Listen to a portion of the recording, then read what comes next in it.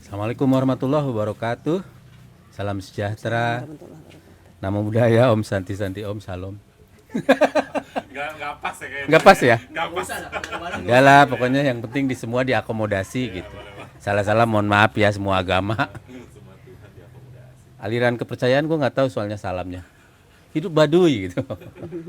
Gak apa-apa juga ya karena gue orang Baduy. Ini baju Baduy. Boleh ngutang tapi. Masih di ruang saung, obrolan yang penting menurut saya dan harus penting di kepala Anda. Masih dengan Ibu Nur Hasanah, psikolog pendidik kita dari Biro Hasanah. Yang panjangnya sudah saya sebutkan di episode awal, Rabbana atina fid dunya hasanah. Luar biasa. Kita masih mau melanjutkan soal isu perundungan ya, Pak Nur ya. Baik. Sempat disebut misalnya perundungan yang sudah mengarah ke kriminal. Itu kayak apa sih karakternya atau definisinya berdasarkan kasus yang ada seperti apa gitu. Ya, yang tadi saya bilang ya bahwa mulai dari yang Bukan tadi sebenarnya minggu lalu. Oke, lanjut. di beberapa waktu lalu gitu ya. Saya sudah katakan bahwa perundungan itu mulai dari kata-kataan fisik atau juga nama orang tua. Biasanya kalau anak-anak itu Iya ya betul begitu. itu. Anak SD itu biasanya ya. SMP juga. SMP masih ya seperti Anak itu saya ya. suka disebut nanang gitu. Nah, temennya. Iya, sampai kepada fisik ya. Oke. Fisiknya itu sampai kepada kan sebetulnya banyak kan berita yang membahas itu kan, baru-baru ini juga banyak kan di pendidikan Iya. berasrama, boarding. Tapi bukan cuma di boarding, sebetulnya di sekolah umum pun banyak terjadi sampai pada resiko kematian Betul. kan begitu Betul. ya. Itu Baik oleh subjek si perundungnya maupun ada orang yang misalnya bunuh diri kan banyak ya. iya Kalau kita iya. review berita-berita media Oh sih iya, banyak banget iya kan. betul. Karena setiap hari diejek gitu kan, lama-lama ya dia bunuh diri. Banyak yang seperti itu, banyak yang seperti itu. Oke, sampai kepada tadi yang saya bilang yang bunuh diri, kemudian yang pada akhirnya membunuh orang, gitu, ditendang, bahkan sudah karena itu ada pembiaran begitu dari pihak sekolah juga mungkin nggak tahu, orang tua juga bahkan nggak tahu karena lemahnya kemampuan parenting orang tua sehingga orang tua sampai-sampai nggak tahu bahwa anaknya itu membawa senjata tajam yang panjangnya itu sampai 2 meter gitu kan, nyimpennya di mana orang tua nggak tahu padahal ada di dalam gitu. Untuk apa itu? Untuk menyerbu teman-temannya yang satu orang itu konflik gitu loh. Senjatanya 2 meter, orangnya cuma 160. Iya betul. Saya melihat sendiri, saya tanya, kamu bawa apa? Bawa samurai. SMA berarti ya. Ini anak SMP nih, Oh SMP. SMP. Senjatanya apa? Samurai. Oh gitu, kayak gimana sih, coba ibu lihat. Enggak, fotonya ada nggak ada bu, kan handphone saya nggak ada. Oke, seberapa panjang sih itu bu, sepintu itu? Wow. Kamu gimana bawanya? Diseret. Jadi mereka itu biasanya keluar itu jam 12 malam. Karena seret tuh suaranya juga intimidatif kan. Iya betul. Udah gitu kan tambah tajam kata dia, Oh, oke. tambah runcing gitu. Sampai suatu hari juga saya terima korban. Nah ini korban nih, ini yang bukan datang ke tempat saya tapi memang dari dinas. Tangannya buntung gitu karena ditebas. Dan pada saat melakukan itu kan udah sampai kepada kriminal kan. Iya betul. Karena saking adrenalinnya, saking masuk banget ke dalam situ, dia nggak sadar bahwa tangannya itu buntung. Gitu. Nah itu berawal dari mana? Dari sekolah. Dari sekolah. Ya. Kalau petanya, kalau kita ngomongin data, sebenarnya saya agak pesimis sih. Tapi saya tetap harus tanyain. Seberapa banyak yang sudah punya kesadaran untuk melakukan pencegahan itu? Misalnya taruhlah Tangerang saja yang paling dikuasai Pak Nur. Persentasenya lebih banyak apa? Iya, jadi gini. Sebetulnya kan itu sudah ada di Undang-Undang Perlindungan Anak ya, sehingga Normatifnya. betul, sehingga kota kabupaten seluruh Indonesia harus melakukan sosialisasi tentang itu. Oke. Akan tetapi lagi-lagi kan terbatas dengan dana pembiayaan, pada akhirnya hanya segelintir sekolah yang mendapatkan edukasi itu. Jadi nggak menyeluruh. Gitu loh. Keluhan dana itu krusial nggak sih? Maksud saya apa tidak bisa dilakukan cara-cara sosialisasi itu, problemnya apa?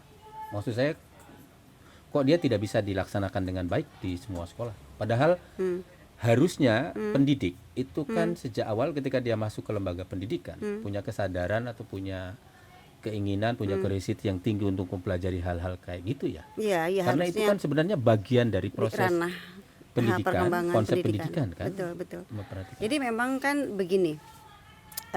Selama ini kan saya bergerak bersama Dinas Perlindungan Perempuan dan Anak. Tapi karena tadi anggaran terbatas, jadi hanya beberapa sekolah yang bisa kami datangi. Begitu, saya sih hanya sebagai narasumber saja ya. Betul. Nah, makanya dari itu saya berpikir bahwa ini bukan cuma harusnya bukan cuma ada di ranah Dinas Perlindungan Perempuan dan Anak. Oke. Begitu, tapi ada juga di Dinas Pendidikan, itu luar biasa. Harusnya lebih apa namanya tuh, mereka lebih aware. Apalagi ada yang namanya sekolah ramah anak, berarti harusnya memfasilitasi itu, bukan cuma dinasnya bergantung. maksudnya? Iya, Kondisinya aware apa enggak? kalau menurut saya kurang. Masih kurang. Iya, betul. Bahkan ketika itu ada, ya udah anaknya dikeluarin aja. Enggak apa kurang? Enggak apa-apa sih di sini mah. Enggak diedit juga enggak.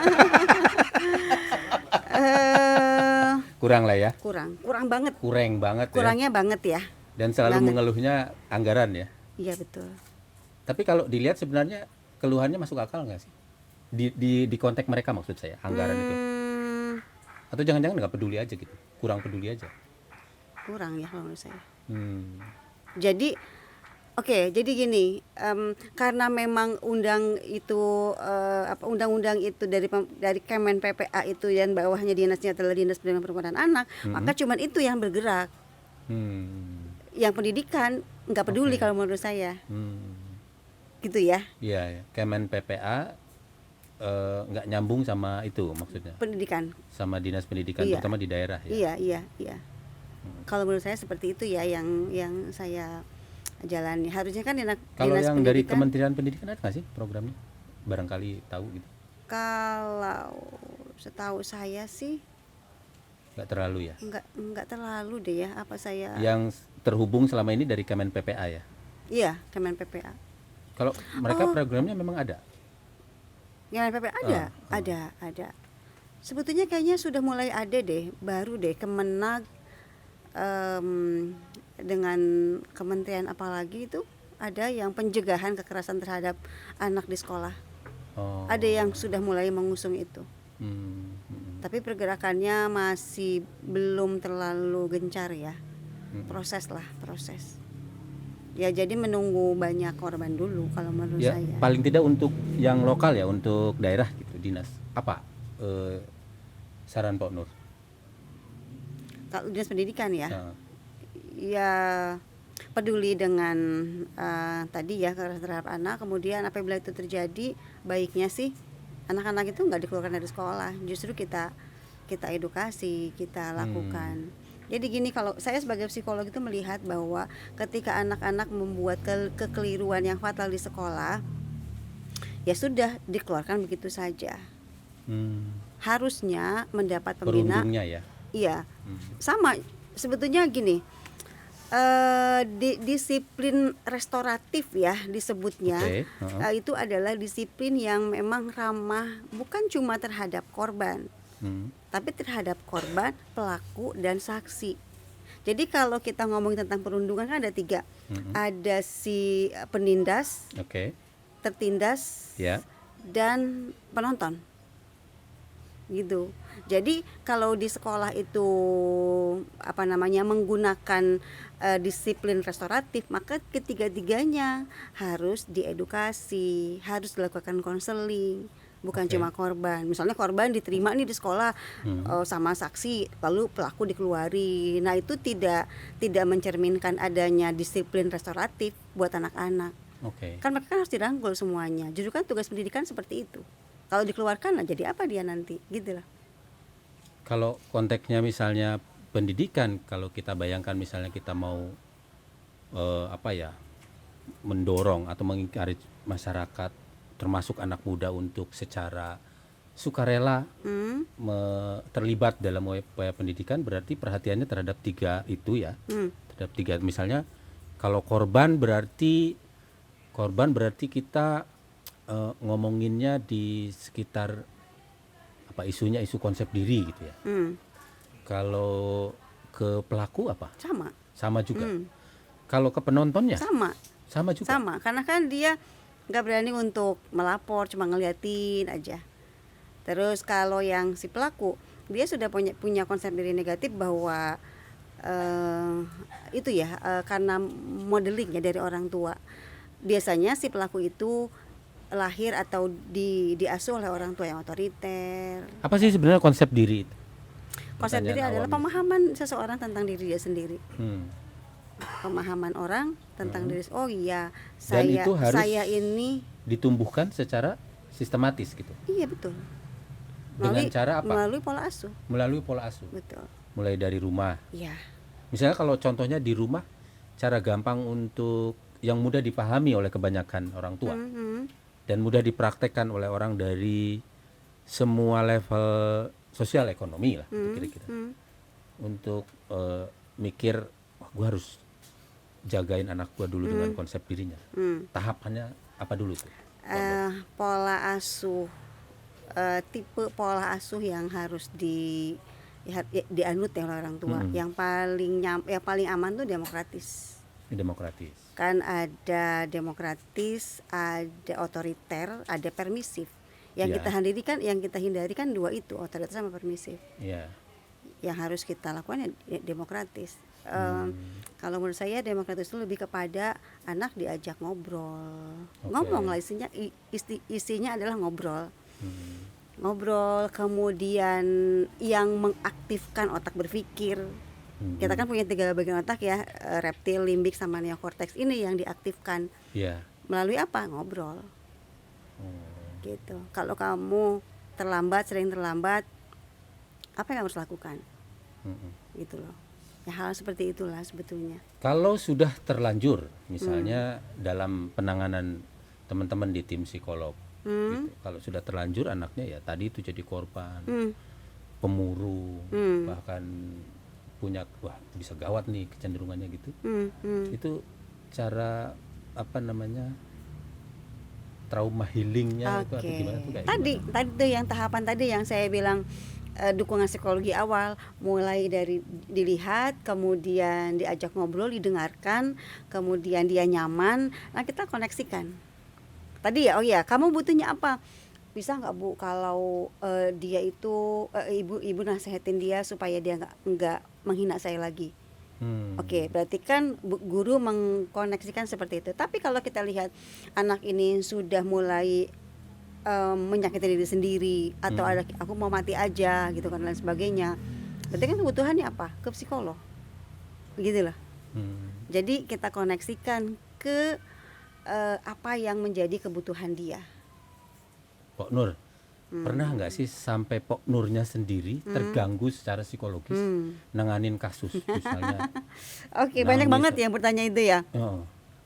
Saya setiap hari itu bergelut dengan permasalahan orang, memang itu tugas psikolog kan. Bahkan di antara teman-teman saya, mereka mau carinya masalah yang ringan-ringan aja. Kalau saya kan pembunuhan, pemerkosaan, pokoknya yang begitu-begitu tuh. Pertanyaannya adalah, kok bisa sih, kok mau sih gitu kan. Sama kayak tadi, pernah nggak kena imbas transference ya namanya ya? Pernah. Di awal saya itu menangani kasus satu anak perempuan itu diperkosa oleh 12 orang. Itu kasus pertama saya itu. Itu di sini? Iya, di sini, di Tangerang, Ciledug. Oh, ini Ciledug kan kita? Iya. Saya zona merah. Saya penonton yang apatis ya. Tidak tahu isu Saya itu. sampai mimpi itu. Hah? Mimpi saya. Jadi Di mimpi itu mimpi itu kan ciri bahwa kita stres sebetulnya, tapi terurai lewat mimpi, dan itu coping yang baik sebetulnya ya. Artinya sudah terurai itu di situ. Saya mimpi di dalam angkot, kemudian di situ ada anak gadis, ada anak kecil, ada anak ABG lah ya. Ada laki-laki 2. Ternyata laki-laki 2 ini mau memperkosa si anak ini. Nah, di pinggir jalan sana ada Bu Kanit. Waktu itu kanitnya ibu-ibu. Saya panggil ibu sampai saya lupa. Ibu, tolong Bu, saya tolong Bu. Jadi saya di dalam angkot. Pas bangun, alhamdulillah cuma mimpi. Jadi sampai ke Pas bawah bangun mimpi. ternyata dilihat Pak Kino gitu. Beda lagi itu Beda Mah, ya. lagi. Jadi iya pernah gitu. Tapi kan kita punya cara sendiri untuk memulihkan.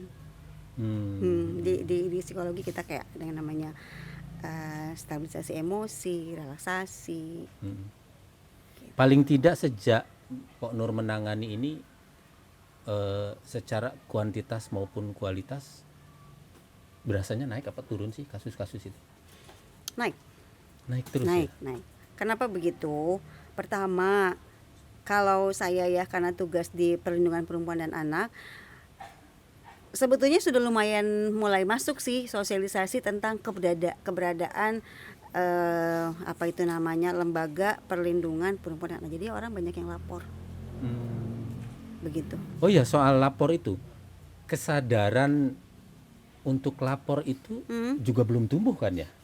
Iya, belum. Orang takut, Apalagi malu, apa gitu-gitu ya? Apalagi kalau itu ranahnya di dalam rumah tangga ya, KDRT ya. KDRT misalnya suami terhadap istri atau juga orang tua terhadap anak. Jadi udahlah nggak usah dilaporin, aib gitu. Tapi sampai pada akhirnya ada bapak yang mencabuli anaknya dari usia 4 tahun sampai sekarang 19 tahun. Nah, ini ranahnya omongannya tentang kekerasan ya terhadap anak di rumah. Tapi kan bukan tapi kan ya, Pak Nur dan teman-teman sebenarnya setahu saya ya memang menangani siapa saja kalau mau konsultasi gitu ya, mau didampingi atau mau nanya soal isu-isu itu tidak harus selalu asumsinya bikin orang takut karena ini komersil gitu enggak ya?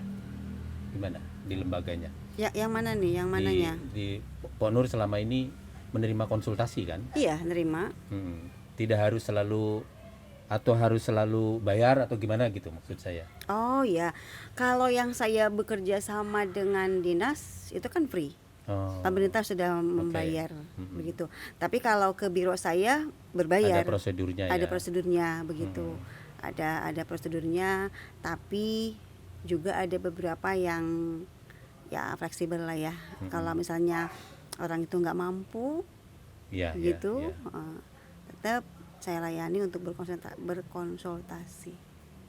Memang yang mau nggak mau yang harus dibanyakin tuh terutama dari pemerintah lah ya gitu. Iya. Program-program semacam itu karena tadi itu kesadaran untuk atau keberanian untuk mengungkapkan problemnya aja memang masih belum tumbuh di kita gitu. Iya. Mau menurunkannya bagaimana gitu kira-kira ya. Iya, masyarakat kita masih belum paham tentang pentingnya kesehatan mental. Itu. Kesehatan mental ya. Iya, padahal kesehatan mental itu dampaknya ke fisik luar biasa, bahkan sampai ke perilaku ya, kepada gangguan perilaku.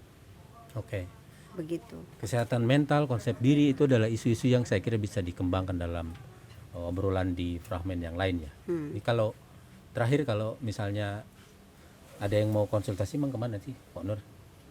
Ke biro psikologi saya yang ada di Kebun Nanas, Tangerang. Namanya adalah Biro Psikologi atau ya Biro Psikologi Hasanah, Biro Hasanah Psikologi. Oh iya.